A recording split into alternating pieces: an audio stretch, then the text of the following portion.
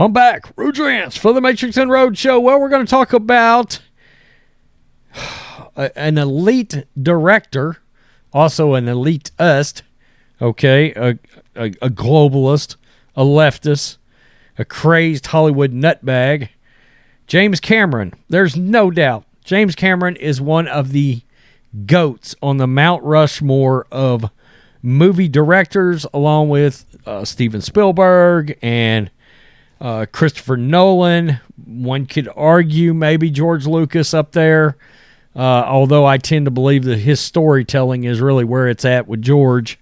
Anyway, you get the point. Okay, Martin Scorsese would probably be up there. Some would say Francis Ford Coppola. All right, whatever your lane is, whatever kind of movies you're into, I'm sure in your head, me, Quentin Tarantino, okay? But James Cameron is like most of these Hollywood elitists, most of these leftists. There's something very creepy about them, okay? Something where they seem to value all of the wrong things, and they say some sporadic things that make you look at them and go, it's possible your elevator doesn't go all the way to the top. And some people who are very creative can have a mental issue, okay? And we're finding out a lot of these leftists, I believe, a lot of the things that they're into, we're finding out that at one time it probably would have been viewed as a mental illness and probably should still be.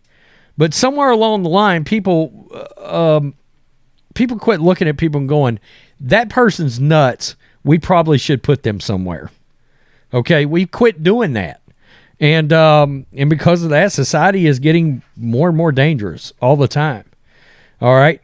And here we have James Cameron, who has come out and he's saying, I can relate to the fact that Thanos wanted to kill billions of people. Wait, what? Are you rooting for Skynet? Is that what's going on here? Are you rooting for Skynet to become self-aware? Was that some prophecy in your storyline that you decided to draw up as you were hoping and praying this kind of thing would happen in the future? It's weird. It's weird. Now, I have said Thanos is one of the greatest villains in the history of all movies. I've said great villains are people you can have sympathy for, okay? The trials and tribulations that Anakin Skywalker went through to become Darth Vader, you had sympathy there for Darth Vader. Jason Voorhees, he was killed. He was drowned as a child because some assholes wanted to go effing and drink beer instead of watch him, and a mentally retarded child drowned. You have sympathy for Jason Voorhees. He grows up into a serial killer, okay? But you do have sympathy for where he started. Thanos fully believed his cause was just, okay? Not for a second did Thanos realize, I'm just an evil mother effer and a lot of people are going to die. He thought, I'm actually saving a lot of people in the long run because of resources and of galaxies to be able to sustain. We're going to get rid of half of all the populations. Yikes. You're still a complete psycho, okay? And even more troubling, the fact that James Cameron would say something like this, you know damn good and well this is all rooted in some kind of leftist bullshit. All right? And when I got to reading this article, I was like, oh, great. So you can relate over because of things like you're worried about goddamn climate change. You psycho. Okay. Avatar director James Cameron, a climate change activist, said he can, quote, relate to Marvel villain Thanos' plan to kill billions upon billions of people as well as creatures in the universe for the sake of population control. It wouldn't shock me if this has not crossed the minds of some people that are very much in power across the earth, okay? I'm just saying, if you peel back the curtain, if you look deep into the brain stems of some of these elitist a-holes, somewhere in there, for the sake of humanity, we'd be better off if half of everybody was gone. And of course, for the leftists, it would be let's just eliminate everybody that voted for Trump. I mean, look, I've seen the comments on Twitter. You know, look no further than what's going on in East Palestine, in Ohio. Those are primarily Trump voters, and I've seen leftists online saying, F them, they voted for Trump.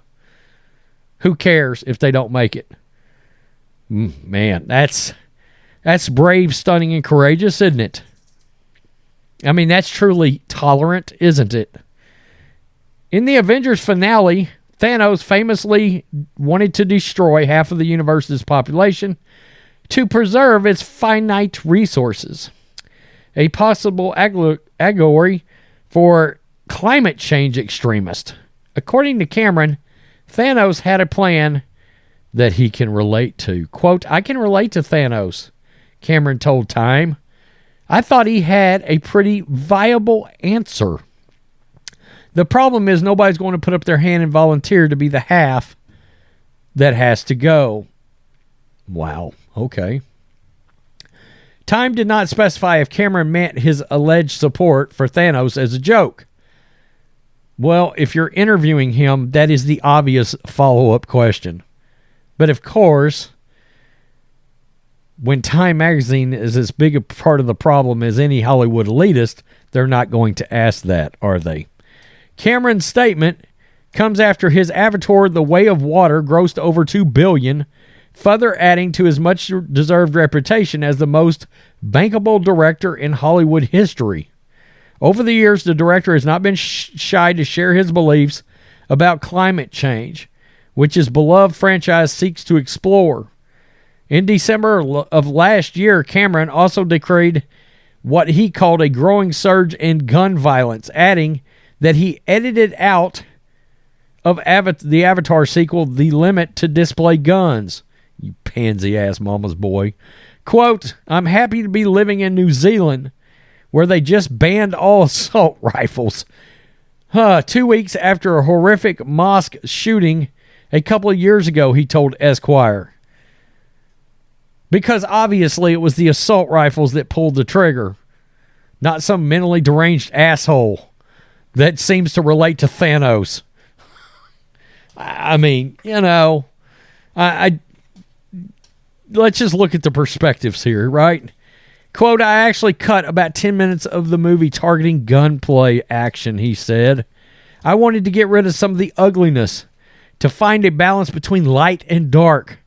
You have to have conflict, of course. Gun violence and action are the same, depending on how you look at it. This is the dilemma of every action filmmaker, and I'm known as an action filmmaker. Cameron even said he could not make some of his past films now. Why not? Quote, I look back at some of the films I made, and I don't know if I would want to make that film now. I don't know if I would want to fetishize the gun like I did on a couple of Terminator movies 30 plus years ago in a current world. What's happening with guns in our society turns my stomach. Wow. Seek help. Do they filter these Hollywood directors and these Hollywood people through some kind of a thing where they walk through and they come out the other side and they've lost all perspective of what it was like to once be a regular person? Grounded and level. It's kind of strange. This shouldn't surprise any of us. I mean, all these directors have lost their minds.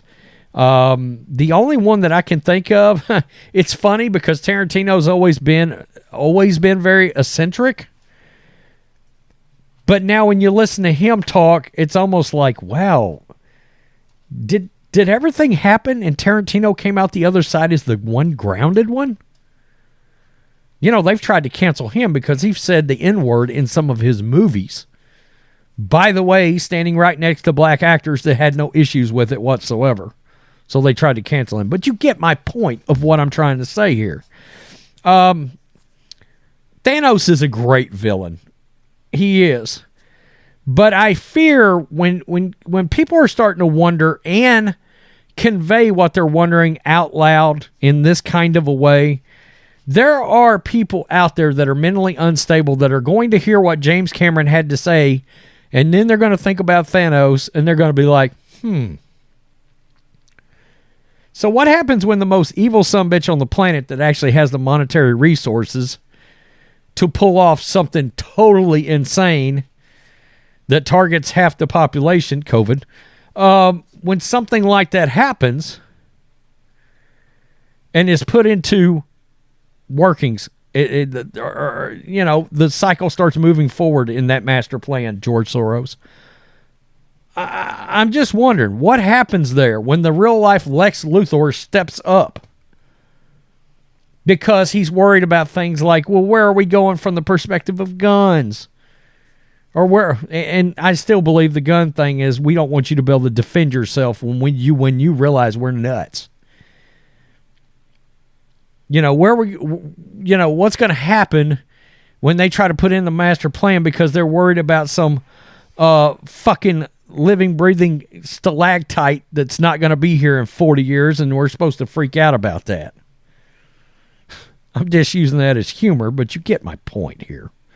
Okay. I find it pretty disturbed. I do think, like I said, I think Thanos is a great villain. I do.